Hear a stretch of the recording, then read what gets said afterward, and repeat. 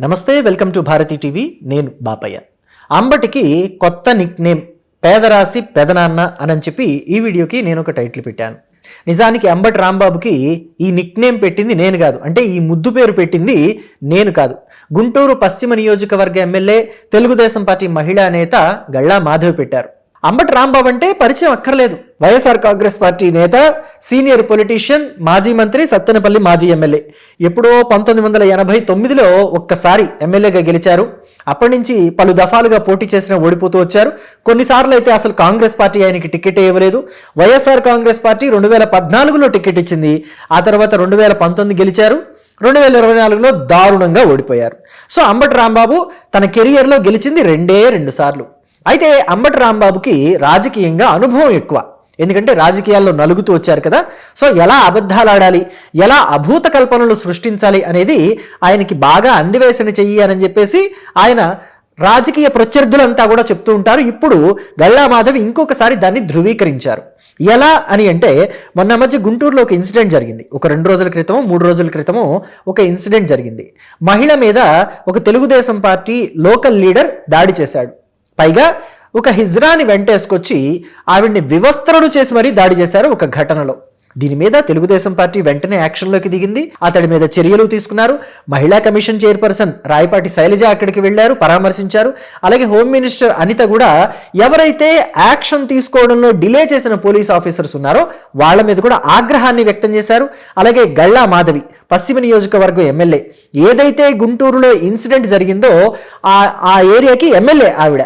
So ఆవిడ కూడా ఎవరైతే ఈ దాడికి పాల్పడ్డారో తెలుగుదేశం పార్టీ నాయకుడు, లోకల్ లీడర్, అతన్ని పూర్తిగా తెలుగుదేశం పార్టీ నుంచి శాశ్వతంగా సస్పెండ్ కూడా చేశారు.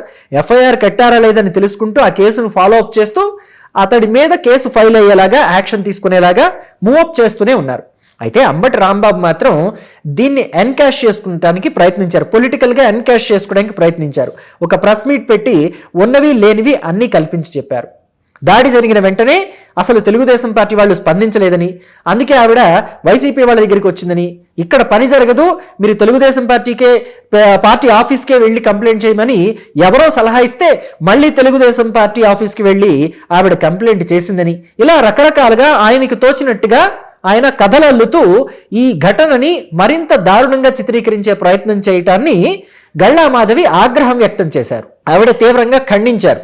ఆవిడే చెప్పారు, అంబటి రాంబాబు ఈ ఘటన విషయంలో కథనాలు కట్టుకథలుగా అల్లారు అని చెప్పేసి. దాని మీద ఆ ఎమ్మెల్యే ఎవరైతే గళ్ళా మాధవి ఉన్నారో ఆవిడ వ్యక్తిగత ప్రతిష్టకే కాకుండా బాధితురాలు ఎవరైతే ఉన్నారో, దాడి చేయబడ్డ బాధితురాలు ఎవరైతే ఉన్నారో ఆవిడ వ్యక్తిగత ప్రతిష్టకి కూడా భంగం కలిగేలా ఉంది. కాబట్టి డెఫర్మేషన్ కేసు వేయటానికి కూడా నేను రెడీగా ఉన్నాను, ఖచ్చితంగా అంబటి రాంబాబు మీద కేసు వేస్తాను అని చెప్పేసి గళ్ళా మాధవి అంటున్నారు. గళ్ళా మాధవి కనుక కేసు వేస్తే మరో కేసు అవుతుంది. ఎందుకంటే అంబటి రాంబాబు ఈ మధ్య ఎక్కడ పడితే అక్కడ చట్టానికి వ్యతిరేకంగా ప్రవర్తిస్తున్నారు. మొన్న మధ్య ముద్రగడ పద్మనాభం అంత్యక్రియల సందర్భంలో కూడా ప్రభుత్వ లాంఛనాల్ని అమలు పరచడానికి వచ్చిన పోలీస్ అధికారుల మీద కూడా అంబటి రాంబాబు వెళ్ళి దురుసుగా ప్రవర్తించారు. అంతకుముందు కూడా అమరావతిలో సిఆర్డీఏ కమిటీ కింద ఏదో మేము చేసేస్తామని అంటూ అక్కడికి వెళ్ళి రైతులకు మేము అండగా నిలబడతామంటూ అక్కడికి వెళ్ళి అక్కడ రైతుల్ని రెచ్చగొట్టి, అమరావతిలో రైతుల్ని రెచ్చగొట్టి విద్వేషాలు రగిలేలాగా ప్రవర్తించి ఆ తర్వాత పోలీసుల మీద కూడా దాడి చేశారు. పోలీసులు విధులకి ఆటంకం కలిగిస్తూ పోలీసుల్ని తోసిపడేశారు అంబటి రాంబాబు. అక్కడ కూడా ఇంకో కేసు నమోదైంది. అయితే ఆయన ఏమంటున్నారంటే, రోజుకో కేసు పెట్టుకోండి, నాకేం భయం లేదు అని చెప్పేసి కూడా అంటున్నారు. అంటే చట్టం అంటే ఏమాత్రం గౌరవం లేకుండా ప్రవర్తిస్తున్నారు అంబటి రాంబాబు అనే విషయం ప్రజల్లోకి బలంగా వెళుతుంది.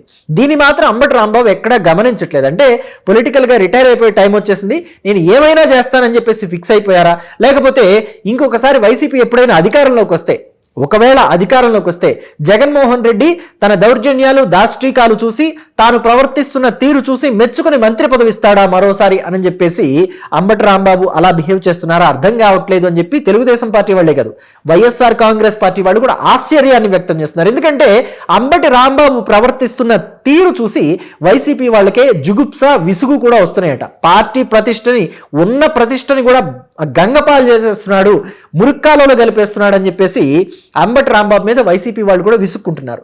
పైగా గళ్ళా మాధవి అయితే ఏకరవ పెట్టేశారు, ఆయన్ని దులిప్పడేశారు.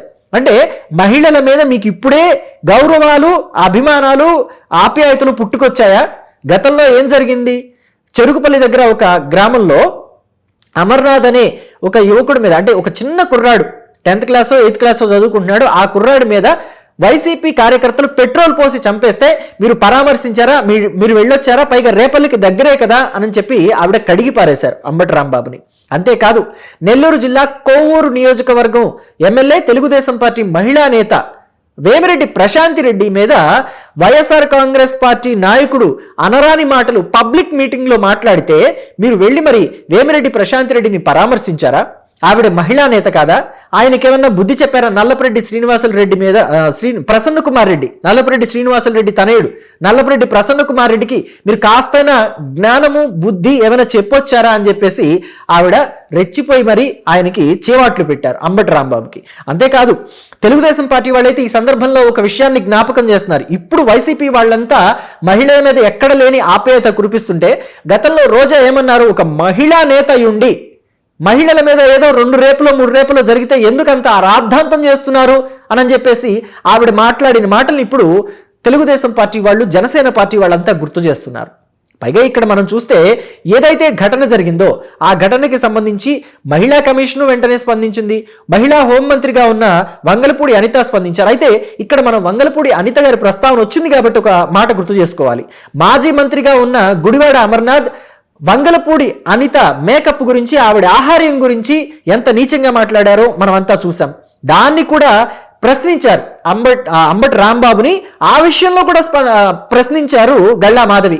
మీరు ఎప్పుడైనా కనీసం గుడివాడ అమర్నాథ్ దగ్గరికి వెళ్ళి నువ్వు ఇలా మాట్లాడటం తప్పు, మహిళల గురించి అలా మాట్లాడకూడదు, పైగా ఆవిడ ఎస్సీ సామాజిక వర్గానికి చెందిన మహిళ, కష్టపడి రాజకీయ నాయకురాలుగా ఎదిగి హోంమంత్రి స్థాయికి వచ్చారు, నువ్వు ఆవిడని చూసి నేర్చుకోవాలి కానీ ఇలాగా నోరు పాడేసుకోకూడదని చెప్పావా ఎప్పుడైనా అని చెప్పేసి అంబటి రాంబాబుని ఒక రేంజ్లో దులిపి పడేశారని చెప్పాలి. ప్రస్తుతం ఆ వీడియో సోషల్ మీడియాలో విపరీతంగా వైరల్ అవుతుంది. మొత్తానికి అన్నిటికీ మించి అంబటి రాంబాబుకి పేదరాశి పెదనాన్న అని చెప్పి పేరు పెట్టడం మాత్రం ఇంకా హైలైట్ గా మారింది అని చెప్పి చాలా మంది తెలుగుదేశం పార్టీ కార్యకర్తలు గల్లా మాధవిని మెచ్చుకుంటున్నారు. మరి మీరేమంటారు? అంబటి రాంబాబుకి ఆ పేరు సరిపోతుందా, పేదరాశి పెదనాన్న అనే పేరు? మీరు కూడా మీ అభిప్రాయాన్ని కమెంట్ బాక్స్లో తెలియచేయండి. Thank you.